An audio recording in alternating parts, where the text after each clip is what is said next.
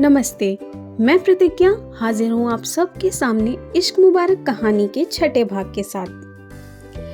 दरअसल आकाश धृति से यह कहना चाहता था कि वो उसे शॉपिंग के लिए ले जाएगा, लेकिन उसका अहंकार आड़े आ रहा था। उसे ऐसा लग रहा था कि कहीं धृति ये सब उसके माँ बाप से ना बता दे, वरना उन्हें लगेगा कि आखिरकार मैंने उनकी पसंद को अपना ही लिया। नो, नेवर, मैं मॉम डैड को कभी इस गेम में जीतने नहीं दूंगा। कार में बैठते ही आकाश की त्योरियां चढ़ गईं, और वैसे भी मैडम का लाडला अर्नव है ना उन्हें ले जाने के लिए। आज ऑफिस में आकाश के नए फूड प्रोडक्ट का प्रेजेंटेशन था। वो कॉन्फ्रेंस हॉल में बैठा हुआ था, लेकिन उसका पूरा ध्यान घड़ी पर ही था। मन कॉन्फ्रेंस में लग ही नहीं रहा था। जैसे ही घड़ी ने 2:30 बजाए, आकाश उठ खड़ा हुआ। हे, I am sorry guys, I have some other important work to finish. You all may continue. इतना बोलकर वो ऑफिस से निकल गया। उसने कार में बैठते ही फिर से घड़ी पर नजर डाली। 3 बजते ही अर्नव घर आ जाएगा, उससे पहले मुझे पहुंचना होगा। आकाश घर पहुंचा तो वहां एकदम शांति थी। नौकरों के अलावा कोई दिख ही नहीं रहा था। धृति क्यों नहीं दिख रही? अर्नव कहीं मुझसे पहले तो नहीं आ गया? धृति उसके साथ चली तो नहीं गई? उसने नौकरों से पूछा तो उन्होंने बताया छोटी मेम साहब दादी माँ के कमरे में हैं और बाबूजी यानी अर्नव अभी तक घर नहीं आए। आकाश को बड़ा सुकून मिला। वो जल्दी से दादी माँ के कमरे में पहुंचा। धृति उन्हें दवाइयाँ खिला रही थी।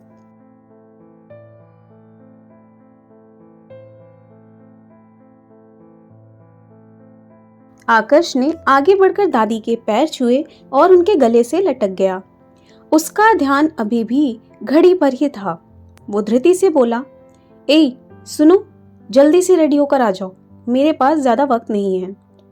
ना जाने क्यों धृति के पास आते ही उसका खड़ूस मोड एक्टिव हो जाता था। रेडी? क्यों? कहाँ जाना है मुझे?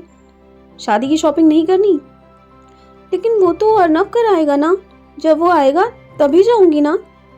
धृति के मुंह से फिर से अर्नव सुनते ही आकाश को बहुत तेज गुस्सा आ गया। चुपचाप उठो और कपड़े बदल कर आओ। दादी ने भी बोल दिया। जाती का ही नहीं, चिकुआ इतने प्यार से कह रहा है। बड़ा प्यार। धृति मन महसूस कर चुपचाप उठी और अपने कमरे में कपड़े बदलने चली गई। कमरे में आते ही उसने दरवाजा बंद कर लिया। उफ, इस बेरहम बेदर्द इंसान के साथ जाना पड़ेगा, फिर तो पूरा रास्ता मुंह बंद किए ही बैठना पड़ेगा। ऊपर से अच्छे से सामान भी नहीं खरीद पाऊंगी। अर्नव से कह तो सकती थी कि मुझे ये नहीं चाहिए, ये चाहिए। इनके सामने तो मुंह ही नहीं खुलेगा। अब क्या करूं मैं? हे भगवान, अर्नव को घर भेज दीजिए ना प्लीज। जैसे तैसे बेमन से वो कपड़े बदलकर बाहर आ गई। बाहर आते ही खुशी से उसका ठिकाना ना रहा। अर्नव कॉलेज से वापस आ चुका था। अरे धृति, तुम तो पहले से ही तैयार हो गई। Good girl. बस रुको, जरा पेट पूजा कर लूं, बड़ी जोर की भूख लगी है, फिर हम दोनों चलेंगे शॉपिंग करने। धृति खुशी से झूम गई। वाह, भगवान ने आखिर मेरी सुन ही ली। वो जल्दी जल्दी अर्नव को खाना लगाने लगी। तभी आकाश भी हॉल में आ गया। ओह, तो नवाबजादे कॉलेज तोड़ आए? आकाश ने बिना उसे देखे उस पर तंज कसा। हाँ, निपटा आए। वैसे भैया, आज आप इतनी जल्दी कैसे? बस कुछ काम था। फिर वो धृति की ओर मुड़ते हुए बोला, चलो कार में बैठो चलकर। धृति ने चम्मच वहीं छोड़ दिया और बाहर जाने लगी। अरे अरे, तुम कहाँ चली? शॉपिंग नहीं करनी? धृति मुंह से कुछ बोले बिना गर्दन जोर जोर से हाँ में हिलाने लगी। वो मेरे साथ आ रही है। आकाश की भारी आवाज हॉल में गूंजी। अरे लेकिन इससे तो अपनी बहन की शॉपिंग करनी है ना, तभी तो मैं जल्दी आया हूँ। कोई बात नहीं, तुम खाना खाकर आराम करो। वैसे भी कॉलेज में काफी मेहनत करते हो, उसे शॉपिंग मैं करा दूंगा, मुझे उधर ही जाना है। भैया, मेरे प्यारे भैया, आपका काम तो ज्यादा इम्पोर्टेंट होगा ना, इसे कहाँ साथ लिए घूमेंगे? तुम्हें उसकी चिंता करने की जरूरत नहीं है, मैं उसे सारी शॉपिंग करा दूंगा। ऐसे कैसे आप करा देंगे? माँ ने मुझे जिम्मेदारी दी थी, आप भी तो थे ना कल वहाँ, तब क्यों नहीं बोले? आकाश के दांत गुस्से में किटकिटाने लगे।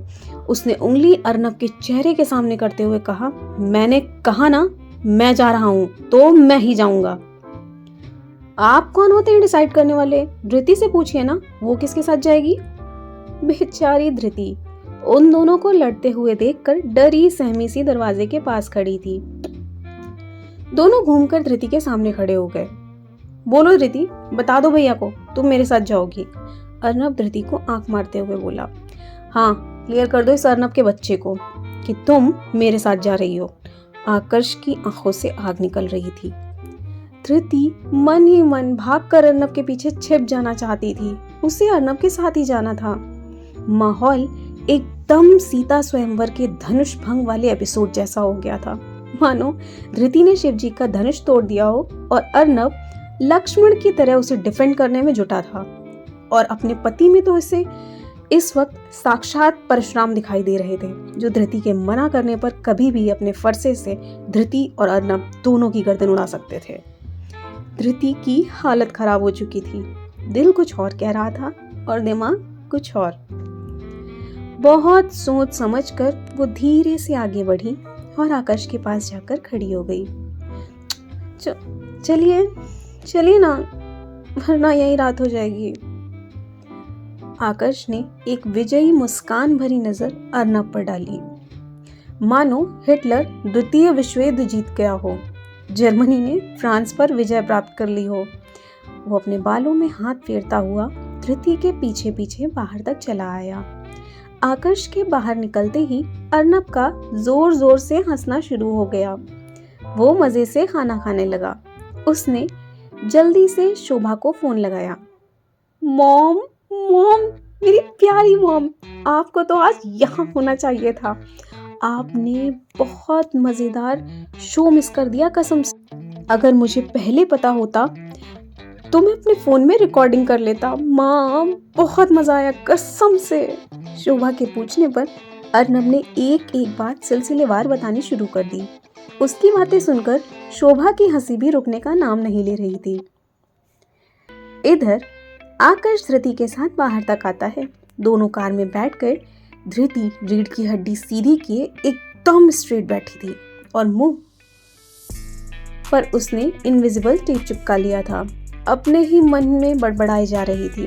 धृति, एकदम चुप रहना, कुछ भी मत बोलना, ऐसा ना हो कहीं कुछ उल्टा सीधा बोल दे और इनकी इंसल्ट हो जाए, फिर तो दोबारा कहीं ले भी नहीं जाएंगे। वो एकदम सीधी बैठी कार के शीशे के बाहर देख रही थी।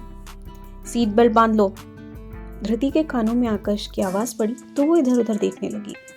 आकाश मन ही मन मुस्कुराया। उसने बेल्ट बांधने के लिए अपना हाथ आगे बढ़ाया। इतनी देर में धृति ने बेल्ट के सॉकेट को स्टक कर दिया।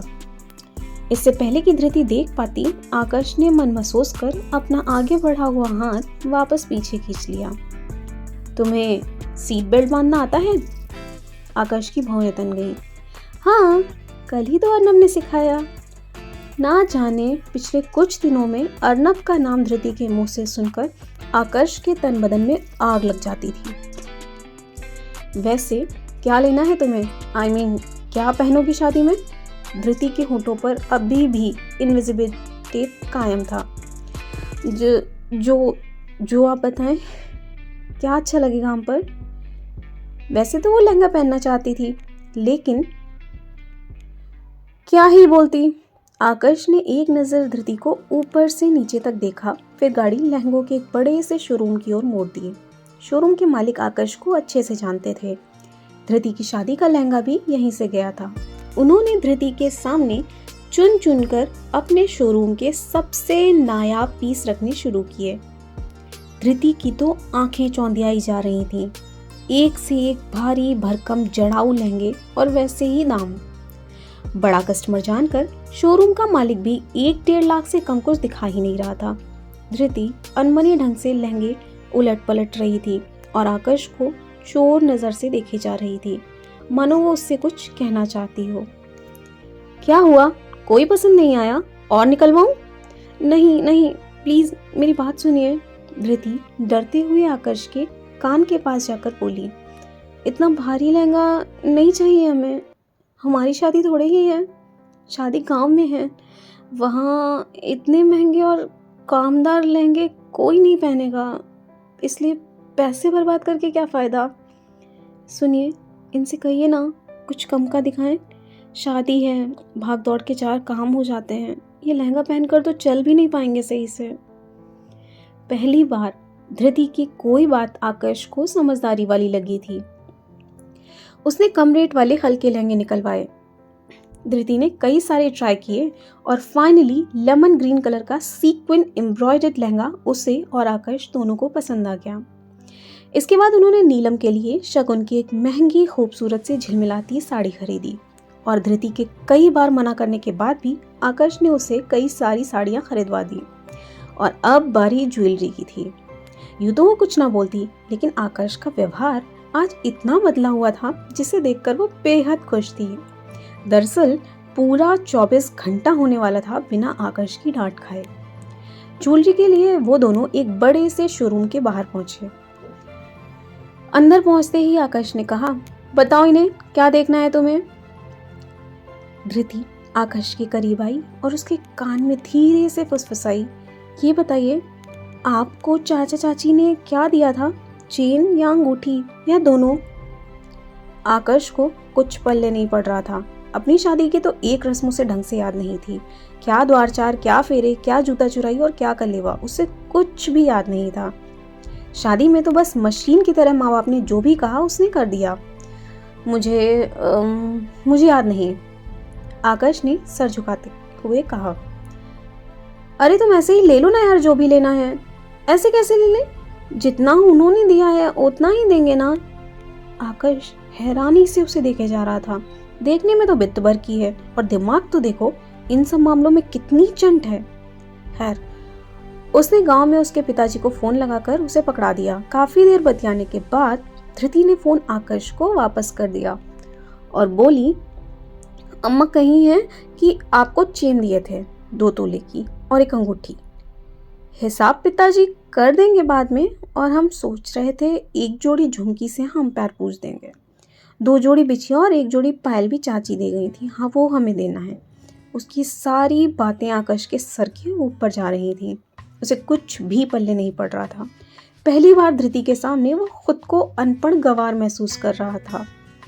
लेकिन गंभीर होते हुए उसने हाँ में सर हिलाया और फिर अटेंडेंट को बोला, मैडम को जो भी चाहिए वो दिखा दो। फिलहाल धृति की खुशी देखते ही बन रही थी और आकर्ष मन ही मन सोच रहा था कि कहीं ये बेवकूफ़ अर्नब मॉम डैड को कुछ बता ना दे।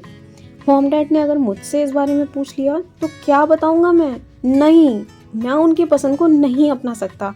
मैं उन्हें ये खुशी कतई नहीं दूंगा। उसे गहरी सोच में देख धृति मासूमियत से बोली, क्या हुआ, परेशान मत होइए, हमने कहा ना पिताजी पूरा हिसाब कर देंगे।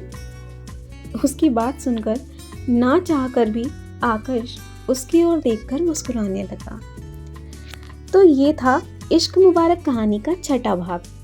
अब आप जल्दी जल्दी अपने लाइक्स और कमेंट्स इस वीडियो पर पोस्ट कर दीजिए ताकि इस कहानी का 7वां भाग भी आपको जल्दी पढ़ने को मिल जाए। तब तक के लिए गुड बाय, थैंक यू।